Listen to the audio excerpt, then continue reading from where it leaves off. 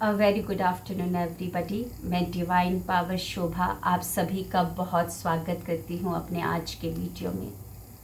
आप सब लोग देख रहे होंगे कि कुछ दिनों से मैं नार्सिसिस्टिक हस्बैंड के ऊपर वीडियोस बना रही हूँ और उस वीडियो को देखने के बाद सीरियसली बोलूँ तो मेरे पास बहुत सारे कॉल एंड बहुत सारे मैसेजेस आ रहे हैं और इतने सारे कॉल्स इतने सारे मैसेजेस को देख कर ना मुझे ये समझ में आ रहा है कि बहुत सारी औरतें पीड़ित हैं जो कि खुलकर नहीं आ पा रही हैं, दुनिया के सामने नहीं आ पा रही है। ये भी सोच कर कि घर बचा रहे, बच्चे के सर के ऊपर एक पिता का साया रहे, बच्चे अच्छे से पल जाए बढ़ जाए, ये सोच कर भी वो औरतें उस अपमान को मतलब कि क्या बोलते हैं, सारा जो भी है परेशानियों को सब झेलती आ रही, मारपीट सब कुछ झेलती आ रही है। मेरे पास बहुत सारे कॉल आ रहे हैं और ये वीडियो मैं बनाने वाली थी 2 दिन पहले ही, लेकिन कुछ कारणवश नहीं बना पाई और आज बना रही हूँ। और इस वीडियो को सिर्फ आप इंफॉर्मेशन के तौर पे ही लीजिएगा, इंफॉर्मेटिव ही लीजिएगा, है ना। जो इसमें बताया जा रहा है समझिए, क्या निवारण दिया जा रहा है वो समझिए, और अगर आप सेम सिचुएशन को फेस कर रहे हैं तो जो निवारण दिया जा रहा है उसको ध्यान से सुनिए और इम्प्लीमेंट करिए अपने ऊपर। तो ये कहानी है मेरी एक स्टूडेंट की जिन्होंने 2 दिन पहले ही मुझे कॉल किया था। क्या क्या बताया चलिए सुनते हैं। पहला उन्होंने क्या बताया कि मेरे हस्बैंड जो है ना दुनिया को बताते फिरते हैं कि इसे लड़कियों से बातचीत करने में, मैं अगर लड़कियों से बातचीत करता हूँ तो इससे प्रॉब्लम है। इससे सुंदर लड़की को देखकर, अपने से सुंदर लड़की को देखकर पता नहीं क्या हो जाता है। मैंने उसको कई बार अपने हस्बैंड को पकड़ा है रंगे हाथों, तो ऑब्वियसली मैं चिल्लाऊंगी, लेकिन दुनिया को बताते फिरता है ये। उन्होंने मुझे और क्या क्या बताया डीपली मैं आप लोगों को बता रही हूँ कि रात को, क्योंकि उसके हस्बैंड कुछ प्रोडक्ट बेस्ड कंपनी में काम करते हैं जहाँ पर उनको टीम बनाना होता है ना। तो रात को 1-1:30 बजे मैसेज करते हैं व्हाट्सएप पे लड़की को कि क्या कर रही हो। आप मुझे बताइए, अगर आपके पास कोई कॉल मैसेज आए और आपके हस्बैंड ने रंगे हाथों पकड़ लिया तो वो तो घर में ना रहने दे, पता नहीं क्या बवाल मचा ले, पंचायत खड़ा कर दे। लेकिन उसने पूछा तो उस समय क्या रिप्लाई किया कि अरे कुछ नहीं, मैं उससे पूछ रहा था कि क्या कर रही हो, मीटिंग के बारे में पूछ रहा था। रात को 1:30 बजे आप मीटिंग के बारे में पूछोगे। उनको कई बार इंस्टाग्राम में रोमांटिक चैट करते हुए देखा, पकड़ा भी है। रोमांटिक रील्स को एक्सचेंज करते हुए देखा है और उसी रात को सवाल किया तो उस रात को पैरों पर गिर गया उसका हस्बैंड कि मुझे माफ़ कर दो, मैं बहक गया था। ये लाइन बोलता है कि मैं बहक गया था और उसी रात को वो गर्मा गर्म चाय बनाकर पिलाता है कि शांत हो जाओ, बस बहक गया था और कुछ नहीं, चैट, जस्ट अ चैट, और कुछ नहीं है, कुछ भी नहीं है, ऐसे बोलता है, कुछ भी नहीं है, जस्ट चैट था, इसको लाइटली लो। लेकिन उस वाइफ के बारे में पूछिए जो अपना घर छोड़कर हस्बैंड के पास आई है, सब कुछ कर रही है और उसका हस्बैंड ऐसा कर रहा है। और प्रोडक्ट्स को फ्री ऑफ कॉस्ट में, जैसे कि हैदराबाद से विशाखापट्टनम भेजेंगे फ्री ऑफ कॉस्ट में, और फिर जब चैट देखते हैं तो उसमें पूरे रोमांटिक चैट होते हैं। और पूछ लो कि ये क्या है, अरे कुछ नहीं, तुमको समझ नहीं आएगा। काहे नहीं समझ में आएगा, पढ़ी लिखी है, सब कुछ देख लिया उसने। और उस वक्त मार पीट के बातों को दबा दिया जाता है, लेकिन दुनिया के सामने कान पकड़ कर बोलता है कि मुझे माफ़ कर दो, इस बार गलती होगी, अब से ऐसा नहीं करूँगा, लेकिन दुनिया के सामने वो बोलता रहता है कि इसको लड़कियों से बातचीत करने में प्रॉब्लम है, ये तो चाहती ही नहीं है कि मेरी टीम में एक भी लड़की हो। ये बोल दे कि मुझे कहीं पर शॉपिंग करना है या कुछ करना है तो वो नहीं करवाएगा। खुद बोलेगा कि तुम अपने क्रेडिट कार्ड से स्वैप करो, अपना करो, तुम कमा रही हो अपना करो, लेकिन जो अपनी गर्लफ्रेंड्स बना रखे हैं उनको क्रेडिट कार्ड स्वैप कर करके शॉपिंग करवाएगा। उसको चाय की कहानी, पता नहीं कौन कौन सी कहानी में खाना, बारबेक्यू नेशन में खाना खिलाएगा, लेकिन अपनी वाइफ को नहीं करेगा। खुद स्वैप करो, खुद करो। तो आप मुझे बताइए, जो औरत देख रही है ये सब कुछ, तो चिल्लाएगी तो सही, सवाल तो पूछेगी ना, चुप कैसे रहेगी? अरे तो वो पूछ रही है तो कौन सी गलती कर दी? और तुम दुनिया भर को बताते फिरते हो कि इसको लड़कियों से बातचीत करने में प्रॉब्लम है, ये तो चाहती नहीं कि मेरी टीम ग्रो हो, ये चाहती नहीं है कि मेरी टीम में कोई भी फीमेल आए। तो मुझे तुम बता दो, क्या फीमेल को अपनी टीम में रखने से ही तुम्हारा ग्रोथ होता है टीम का? क्या मर्दों से नहीं होता है टीम ग्रोथ? दुनिया भर में ऐसे उल्टी फुल्टी बातें और अपमान करते फिरता है। अपमान भी क्यों करा? क्योंकि एकदम कमज़ोर दिल का इंसान है, डरपोक किस्म का इंसान है। पता नहीं उसके अंदर कोई जिगर नहीं है मर्द वाला, कि वो पहले ही कि मेरी वाइफ लोगों को ना बता दे कि मेरा हस्बैंड ऐसा करतूत करता है, वो पहले ही जा के ट्रेन पकड़ पकड़ के सब जगह गाते फिर रहा है। तो ऐसे लोग डरपोक किस्म के इंसान होते हैं। मैंने उसको क्या बोला अपनी स्टूडेंट को, अपने जो प्रेम के जो तुम्हारे घोड़े हैं ना, उनको संभाल लो और अपने ऊपर काम करो, कुछ बन जाओ, कुछ बन जाओ। वो होते ना कुत्ते की दुम जो होती है, कितना भी सीधी करने की कोशिश कर लो, कभी सीधा हो ही नहीं सकता। तो तुमने तो कितने बार उसको दे दिया है, कितने बार इंस्टाग्राम में रोमांटिक चैट तुमने पकड़ लिए हैं उसको, कितने बार कार में उसको पकड़ लिया है, कितने बार तुमने बहुत सारी चीज़ों को तुमने पकड़ लिया है, तो व्हाट्सएप चैट को भी पकड़ लिया है। तो अब तुम उसको कुछ और ऑप्शन मत दो, अपनी पूरी ऊर्जा अपने ऊपर लगा दो, अपने आप को बनाने के लिए लगा दो, क्योंकि तुम जहाँ जहाँ भी जाओगी अपने आप को एक्सप्लेन करोगी कि नहीं मैंने नहीं किया, उसने किया है, तो दुनिया भर की कोई भी लोग बातें विश्वास नहीं करेंगे। क्योंकि ऐसे नार्सिसिस्टिक जो होते हैं बहुत ही क्लीन मैनिपुलेटर होते हैं, बहुत ही क्लीन, बहुत ही शार्तिक तरीके से मैनिपुलेशन करते हैं, लोगों को पता ही नहीं चलता है। और लोग भी कान के कच्चे होते हैं जो इनकी बातों पर विश्वास कर लेते हैं। तो अपनी ऊर्जा को वापस ले लो, अपने आप को बनाने में झोंक दो सारी ऊर्जा को। जो उसके लिए तुम रो रही हो, गा रही हो कि वो सुधर जाए, अब नहीं सुधरने वाला। इतना तुमने देख लिया तो अब क्या सुधरेगा?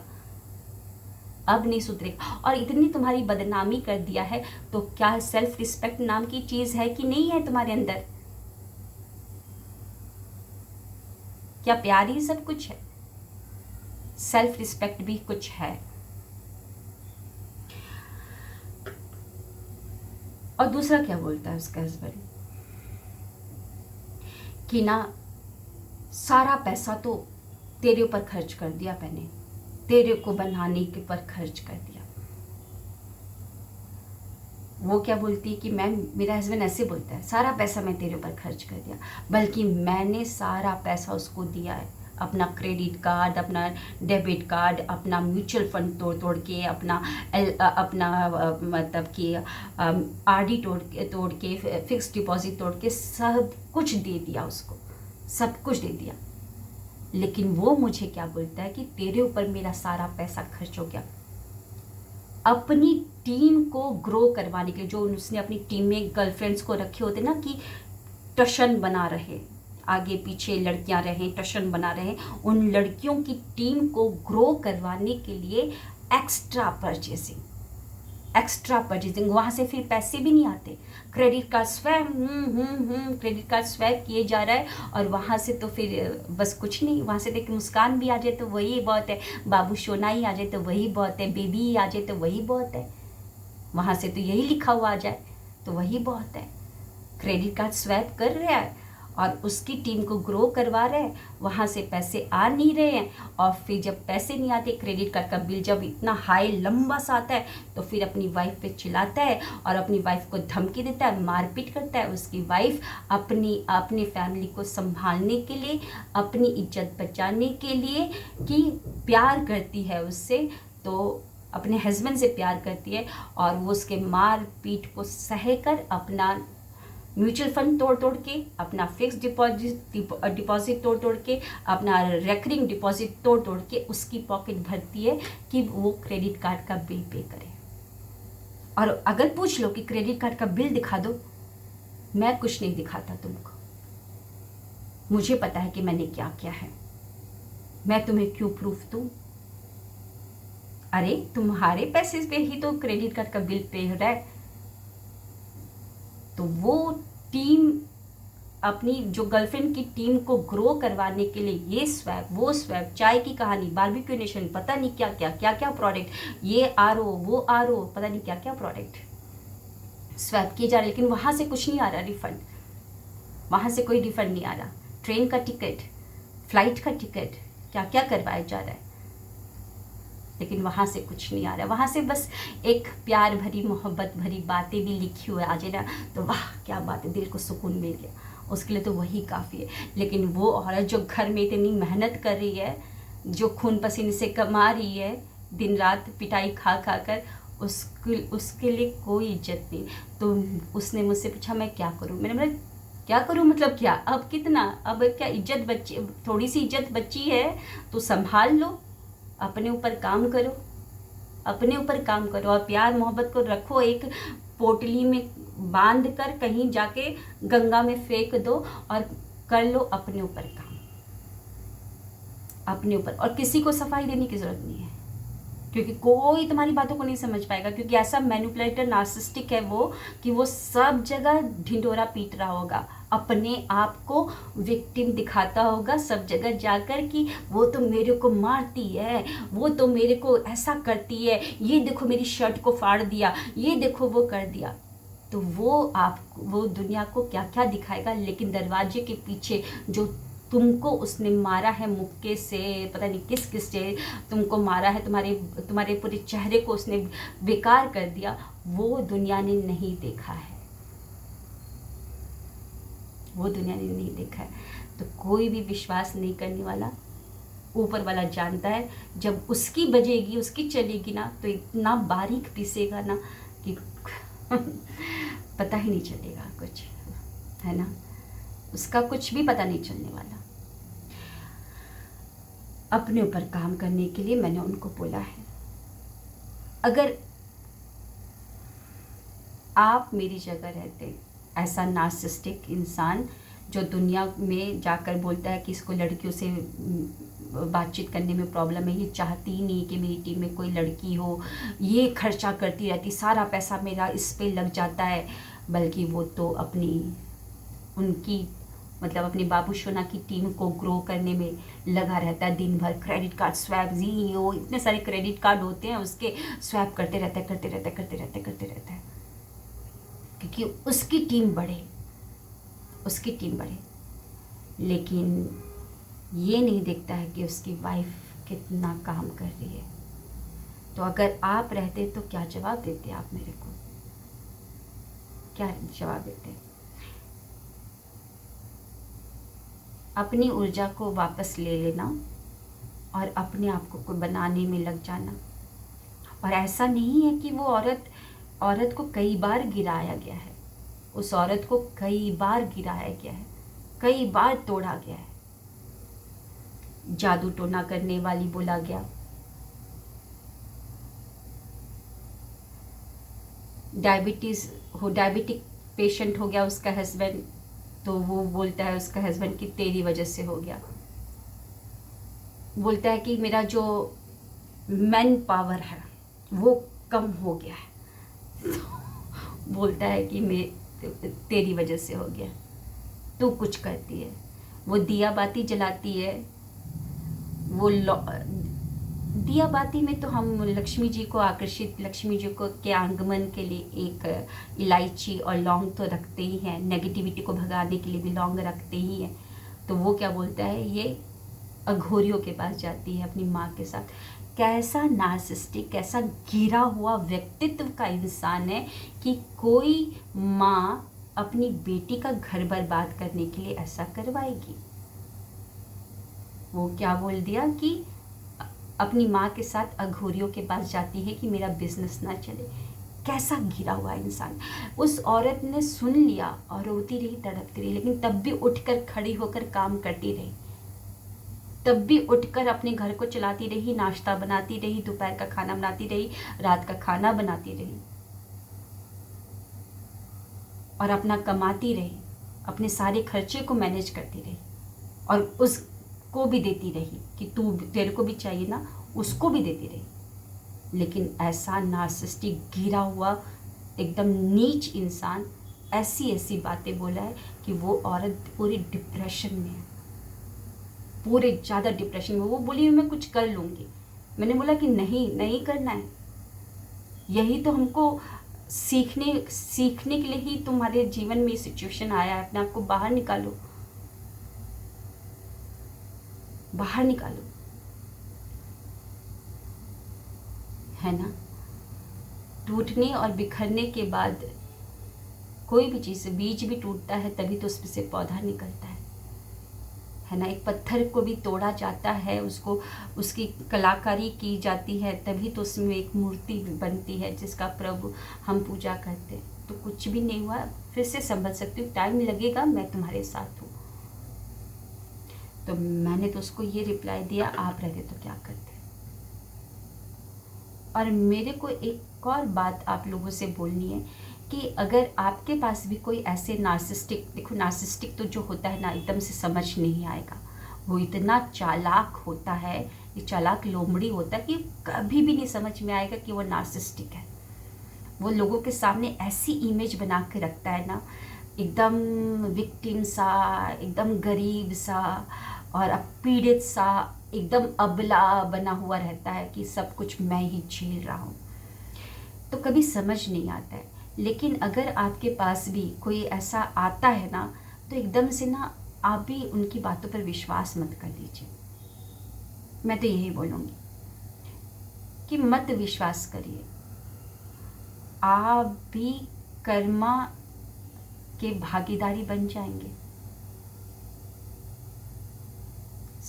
आप भी बन जाएंगे। जी हाँ, कर्मा के भागीदारी। अगर आपने किसी की बात ऐसी सुनी है और अगर आप भी 10 जगहों पे लोगों को फैला रहे हैं, तो बहुत बड़ा कर्मा आप भुगतने वाले। इतना बात याद रखिएगा।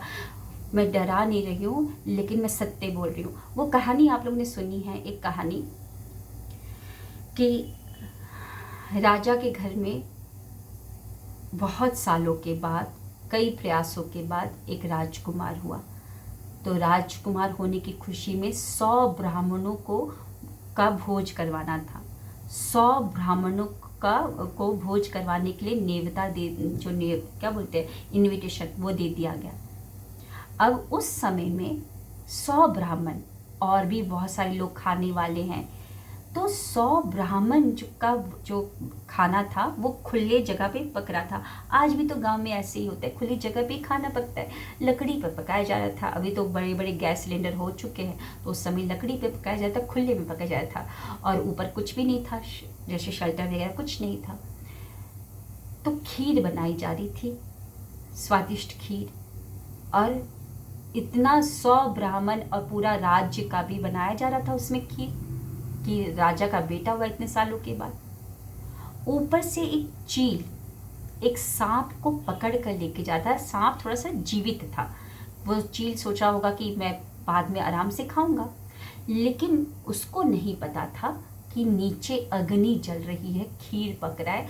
उस अग्नि की तप, क्योंकि इतना बड़ा कढ़ाई जिसमें 100 से भी ज़्यादा लोगों का खाना पक रहा है, खीर पक रही है, उसकी तप से अब चील को जब वो तपिश लगी तो उसके मुंह से वो सर्प छूट गया और वो सर्प कढ़ाई में गिर गया और किसी को पता नहीं चला, क्योंकि उसको पका रहे थे और लोग, हलवाई किसी और काम में लग गया होगा। अब पका लिया वगैरह सब कुछ कर लिया, 100 ब्राह्मण को पहले खिलाया जाएगा, तभी फिर राज के और लोग खाएंगे, राजा जो है रानी तभी खाएंगे। तो 100 ब्राह्मणों को परोसा गया और 100 ब्राह्मणों को बोला गया कि अब आप लोग शुरू करें। 100 ब्राह्मणों ने खाया और 100 के 100 ब्राह्मण मर गए। जब ये बात देखा कि 100 ब्राह्मण मर गए, अब तो कोई भी खाना नहीं खा रहा और सारे के सारे लोग राजा को बोले कि राजा ने ये क्या कर दिया, राजा ने वो क्या कर दिया। अब राजा को जब इतनी बात सुनने को मिली तो राजा ने भी अपने प्राण त्याग दिए कि 100 ब्राह्मणों का मृत्यु अपराध लग गया। अब वो भी उस सोच में मर गया। अब जब 100 ब्राह्मण और राजा की आत्मा जब ऊपर गई तो अब यमराज के लोक में अब हो रहा है निर्णय कि किसको दिया जाए। वो चील को तो पता नहीं था कि नीचे आग जल रही है, वो तो उसकी प्रवृत्ति है कि शिकार करके खाना। वो सर्प को भी नहीं पता है कि अब चील मेरे अपने मुंह से मुझे छोड़ देगा और मैं जाके खीर में गिर जाऊंगा। और हलवाई को भी नहीं पता था, क्योंकि हलवाई अपना दूसरा काम में कर रहा था, व्यस्त था। ब्राह्मणों को भी नहीं पता था, राजा को भी नहीं पता था किसको दिया जाए। अब ये केस बहुत दिनों तक वहीं पर अटका हुआ है, पता ही नहीं चला था किसको दे। फिर क्या हुआ, एक और दिन राजा के मरने के बाद 13वीं जब बनाई जा रही थी राजा की, तो 13वीं में भी ब्राह्मणों को बुलाया गया था खाने के लिए। तो ब्राह्मण सारे के सारे गांव में एंटर करे थे, राज्य में एंटर कर रहे थे। तो वहां पर एक औरत बैठी थी। उन्होंने पूछा कि कहाँ जा रहे हैं आप लोग ब्राह्मण। तो बोले कि राजा के वहां पर आज मतलब राजा का 13वीं है, भोज के लिए यानी कि बुलाया गया है। तो बोला, अरे आप लोगों को पता नहीं कि कुछ दिन पहले ही राजकुमार होने के उसमें बुलाया गया था और ब्राह्मणों को, और 100 ब्राह्मण मर गए क्योंकि वो लोग तो खीर में जहर मिलाकर दे देते हैं। और ये बात सुन रहे थे यमराज। यमराज ने बोला कि इसको मिलेगा 100 ब्राह्मणों का मृत्यु अपराध का जो कर्मा है, और राजा का कर्मा जो मृत्यु हुआ है वो सारा का सारा इस औरत को मिलेगा। तो अगर आपके कान में भी ऐसे नार्सिसिस्टिक डाल देते ना कुछ बातें, और आप उनकी बातों पर विश्वास करके 10-15 लोगों को बोलना शुरू कर देते कि ऐसा हुआ वैसा हुआ, तो समझ जाइएगा सारा कर्मा आपको भी मिलने वाला है। इसीलिए कहा जाता है कि गॉसिप और ये सारी चीज़ों से बच कर रखें, क्योंकि वो तो नार्सिसिस्टिक है, उसके तो घर में ही ऐसा कुछ कल्चर है, उसके घर में, क्योंकि वो उनके घर में ही ऐसा कल्चर होता है। वो एक षड्यंत्र को लेके चलता है कि मैं बचा रहूं, मेरी इमेज बची रहे, उसके पहले ही मैं इसका मतलब अपोजिट पार्टी का मैं पहले ही डिस्ट्रॉय कर दूं, सब जगह एक वो बना दूं, मतलब अफवाह फैला दूं। तो वो तो वैसे ही लेके चलता है, लेकिन आप उसमें फंस रहे हैं तो आप उस कर्मा का भागीदारी बने, क्योंकि याद रखिएगा एक औरत तड़प रही है और जितने आंसू उसके निकलेंगे ना, वो आंसू प्रभु गिन रहा है, याद रखिएगा। मैं डराने के लिए नहीं बोल रही हूँ, लेकिन इसको समझ तो सकते हैं ना कि क्या गलत है और क्या सही है। और बताइएगा आप कि अगर आपके पास ये केस आता तो आप क्या जवाब देते।